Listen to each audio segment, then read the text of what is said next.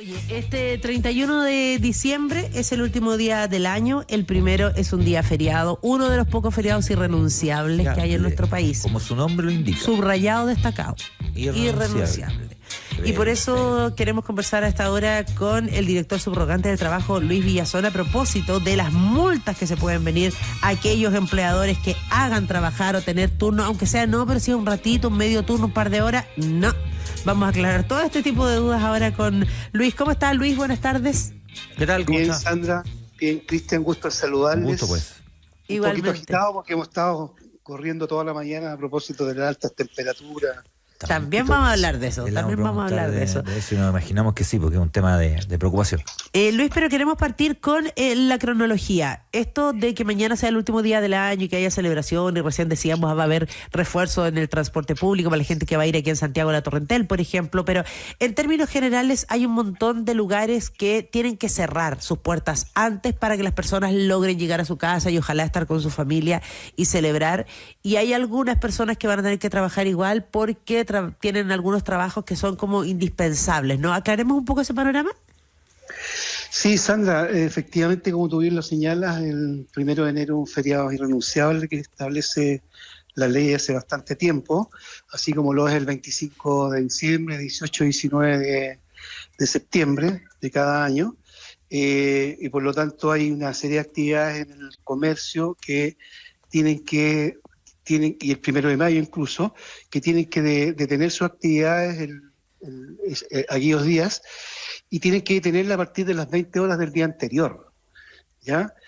Particularmente en los centros comerciales como los malls, shopping centers y todo eso, tienen que parar sus actividades antes de las 20 horas, ¿ya? O a las 20 horas como máximo, y permitir que los trabajadores y trabajadoras lleguen a sus lugares de residencia para tener la debida celebración y todo eso, digamos. Luis, solo una acotación. Es cerrar la cortina, digámoslo en literal, a las 20 horas, porque sabemos que cuando se cierra un supermercado, por ejemplo, a las 20, igual los reponedores tienen que terminar a hacer sus trabajos, las cajeras, el arqueo en las cajas, o sea, no termina el trabajo directo como que a las 8 nos fuimos, agarramos nuestras cosas y nos vamos. Los trabajadores deben terminar la jornada a las 20 horas. Ah, ok, sí, perfecto. Eso es una buena aclaración.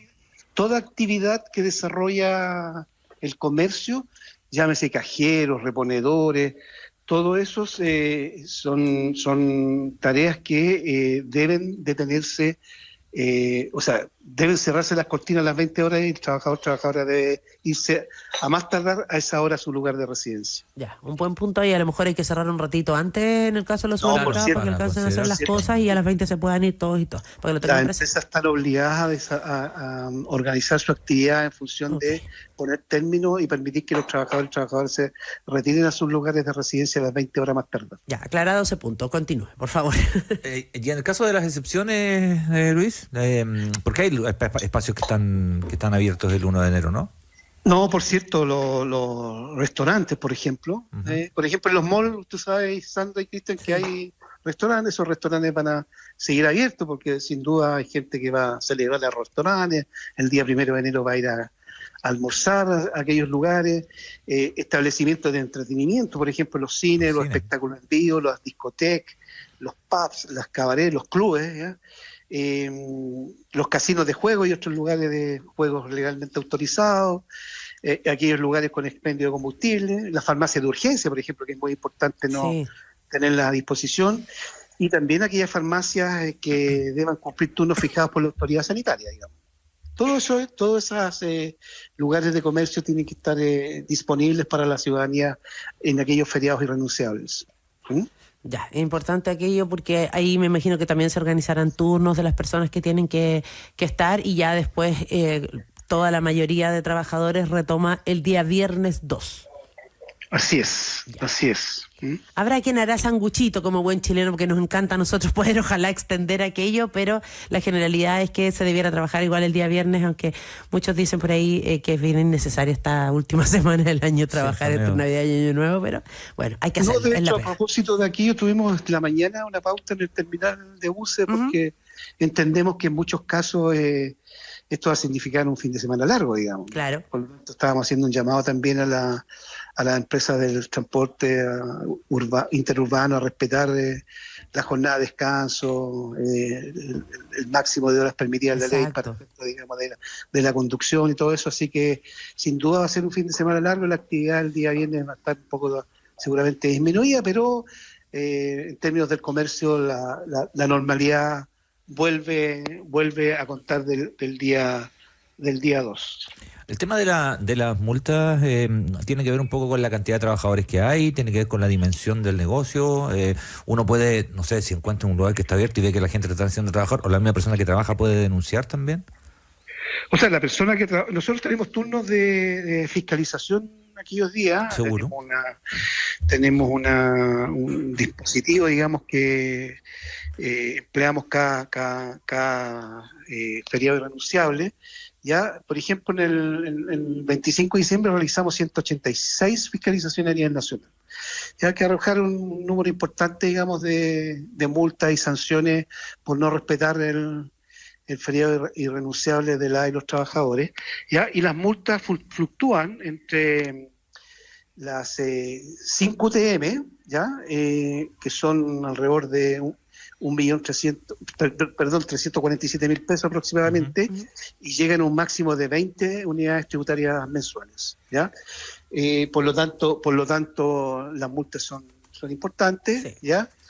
Y esperamos, digamos, no llegar, digamos, a tener que sancionar, porque la idea es que esta fiscalización, más que sancionar, eduque a los empleadores y eduque a los trabajadores en función de respetar la legislación laboral. Ahora las multas es por cada trabajador afectado por la infracción. Ya, o sea, si hay 10 trabajadores que están incumpliendo por mandato de la empresa el feriado renunciable, esas multas van a ser por cada trabajador que está trabajando, y por tanto también vamos a suspender la faena, vamos a cerrar, digamos, el local, digamos. Estamos conversando con Luis Villazón, director subrogante del trabajo. Luis, y a propósito también de las personas que nos puedan estar escuchando a esta hora y que tienen la duda con los establecimientos que son de atención de familia. Por ejemplo, el boliche del barrio, ¿ese no tiene problema y puede funcionar de todas maneras el día 1? No, sin duda alguna, en cada feriado renunciable a ellos se les permite, siempre y cuando sea la familia la que atienda el negocio, claro, el boliche, como tú bien dices, porque entendemos de que ahí no hay una relación de carácter laboral, digamos. En consecuencia, no podríamos nosotros como institución interferir en una relación que es distinta a la relación laboral. Es como el emprendimiento de todos al final, así que uno empuja para que ello ocurra. Por eso es importante hacer entender a la ciudadanía que también los trabajadores que están en el comercio permanentemente y que por motivo de los feriados renunciables se deben cerrar aquellos locales, siempre existen alternativas en los negocios de barrio, ya en las villas, para que puedan ir a comprar aquellas cosas que no pudieron hacerla, digamos, previo al feriado renunciable. Estaba pensando a propósito, Luis, de estas personas que igual tienen que trabajar el día feriado porque tienen algún tipo de turno esencial. ¿Eso le puede tocar a un trabajador todos los años o un año sí, un año no? ¿Qué dice la ley a propósito? Porque uno siempre escucha, es que me calzaron de nuevo. Lo que pasa es que la ley establece y se pone en esas situaciones, ¿ya?, en términos de que esto es bianual, los turnos son bianual. Si este año le tocó a un número de trabajadores hacer el turno ya correspondiente, el próximo feriado renunciable o el próximo 1 de enero tendrá que ser otra dotación la que realice esa labor, y estos trabajadores tendrán que tener su día libre, digamos. O sea, cada 2 años, porque precisamente María Elena de Valparaíso nos preguntaba qué pasa con el descanso de quienes trabajaron el año pasado. Este año tienen que descansar. Esa es la respuesta en simple, digamos. ¿Ya? ¿Y si les tocó trabajar el 18 y 19 de septiembre, por ejemplo, les puede volver a tocar trabajar ahora? Si les tocó el 18 y 19 de septiembre y tienen que trabajar o les toca trabajar ahora, evidentemente tienen que trabajar, o sea, les va a tocar hacer el turno este 1 de enero. Okay. Pero el próximo 18 y 19 de septiembre lo van a tener libre. Lo tendrían libre. Ok. Claro. Claro. Al comienzo de la conversación usted nos comentaba, Luis, que estaba con actividades a propósito de esta ola de calor intensa y que también afecta, por supuesto, a las formas de trabajo, ¿no? A los métodos de trabajo. ¿Hay acciones al respecto? Porque lo hemos visto desde el punto de vista médico y día en la mañana, lo vimos con la gente de Senapred también, desde el punto de vista de la urgencia, se lo pregunto también desde el punto de vista laboral, ¿no? Hay mucha gente que está trabajando, mucha gente en lugares abiertos, mucha gente trabaja en todos lados, pero en lugares abiertos en particular ¿hay acciones ahí desde la Dirección del Trabajo? Sí, por cierto, nosotros permanentemente elaboramos programas de fiscalización en situaciones de esta naturaleza y tenemos implementado en este momento un plan de fiscalización que comenzó este año y va a terminar en el 2026, que particularmente se centra en algunas áreas bien específicas, por ejemplo, en el trabajador agrícola. ¿Ya? Ahí tenemos situaciones bien complejas que se dan porque los trabajadores, y particularmente mujeres, se exponen a las altas temperaturas, ¿ya? Y en esa perspectiva estamos desplegados, particularmente yo diría en todas las regiones del país, con este programa, en la perspectiva de ir protegiendo a los trabajadores que se exponen a situaciones de esta naturaleza. Ahora, más allá de la fiscalización, la norma legal laboral en nuestro país establece una obligación que no es una obligación para incumplirla, sino que es absolutamente un deber de protección ineludible, ¿ya? Y que da cuenta, digamos, de que el empleador debe proteger la salud y la vida de los trabajadores. En consecuencia, desde nuestra perspectiva, la salud y la vida de los trabajadores, particularmente en situaciones de esta naturaleza, no es negociable, digamos, no es el empleador debe cumplirlo, digamos. Sí. Y en ese sentido, dicho cumplimiento se traduce, por ejemplo, en el caso de los trabajadores agrícolas, por ejemplo, en el caso de los trabajadores que mantienen jardines, que mantienen los parques. Hace poco estuvimos en Parquemet con trabajadores, digamos, de empresas que mantienen los jardines en Parquemet, y evidentemente la exposición... ante la exposición, la empresa debe entregar elementos de protección personal, gorros, debe entregar botellas para que los trabajadores puedan hidratarse, debe disponibilizar a lo menos 3 litros de agua fresca al día por cada trabajador, debe entregarles gorro con protección UV, polera, bloqueador, ¿ya? De tal manera, digamos, de que pueda el trabajador y la trabajadora protegerse ante eventos de esta naturaleza. Y también, en situaciones extremas como las que estamos viviendo, debe otorgarle un descanso de 45 minutos o cada 45 minutos para efecto, digamos, de que el trabajador se reponga. Porque en particular, si ustedes se han dado cuenta, en la mantención de los jardines hay mucho adulto mayor trabajando. Mucho adulto mayor. Sí. Por lo tanto, ellos requieren, a nuestro entender, una protección mayor. Y el llamado que nosotros hacemos como Dirección del Trabajo es que los empleadores protejan particularmente a este segmento de la población, ¿ya? Porque muchos de ellos tienen enfermedades crónicas como la diabetes, enfermedades cardiovasculares, o sea, están en una etapa de la vida, digamos, donde su salud no muchas veces compatible, digamos, con la labor que desarrollan. Por lo tanto, aquí el llamado es que los empleadores, más allá del tema legal, asuman la responsabilidad que tienen que asumir respecto de la salud y la vida de los trabajadores. También respecto a los menores de edad, por ejemplo, no se da con mucha frecuencia en nuestro país el trabajo infantil, pero ante situaciones de esta naturaleza también llamamos, digamos, a que efectivamente no se utilicen menores de edad, menos en situaciones de esta naturaleza. Recordemos que eso es explotación infantil además en Chile. Luis Villanson, ahí hay un punto que quiero solo remarcar, porque usted mencionaba y nosotros siempre estamos pendientes que en el trabajo les entreguen gorritos, que haya bloqueador, pero no sabíamos eso de los 45 minutos de pausa, que yo creo que hay que remarcarlo y que es bien importante para que las personas se puedan reponer, sobre todo en estos días de mucha temperatura. Y otra cosa que siempre decimos, para que usted nos corrija si no es así, y a lo mejor hemos estado reclamando de reclamones que somos y nos encanta reclamar, cuando se corte el agua, por ejemplo, en algún lugar, pasó con un corte en Calama precisamente ayer. Claro, que duró todo el día. Exactamente, y si es que no estaba regulado, no estaba obviamente previsto y las personas tienen que trabajar y en el lugar no hay agua, ni para los baños, ni para ningún tipo de uso, tienen que enviarlos a su casa, ¿no? Evidentemente la faena debe suspenderse, digamos, ¿ya?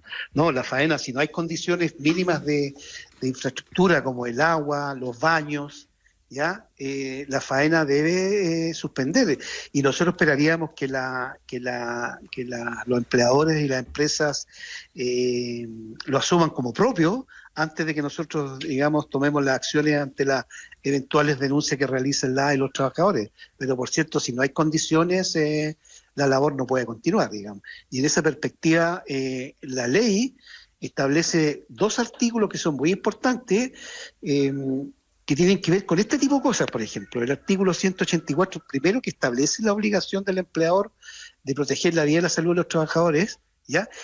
Pero segundo, hay un artículo que sigue el 184, que es el 184 bis, ¿ya? Que establece la facultad que tiene el trabajador y el derecho que tiene el trabajador, ¿ya? De suspender la faena si él considera que se está poniendo en riesgo la salud y su vida, ¿ya? Y por esa razón no podría ser sancionado por el empleador.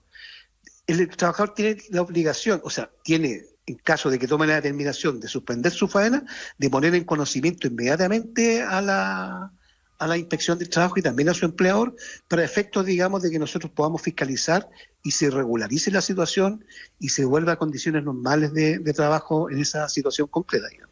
Perfecto, y recordar también que las personas que a lo mejor tengan que evacuar su trabajo en estos días por los incendios forestales en los distintos sectores del país, están obligados a seguir trabajando desde su casa, se acuerda ahí con el empleador, hay que devolver ese día. ¿Qué pasa en esas circunstancias? Claro, pues si no hay condiciones, el trabajador debe de recibir su remuneración íntegra, digamos. Perfecto.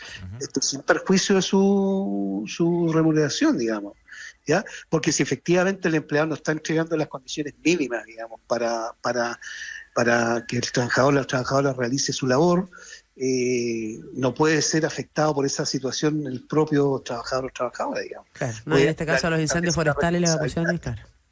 Claro, y además acá no se puede tampoco, estoy pensando en la gente que como que se las arregla, digamos, en una conversación bien informal, así como a propósito de los días de trabajo también de renunciables, no, te lo devuelvo después y todo. Exacto. Ese desconocimiento de la ley no obviamente no es argumento, ¿no?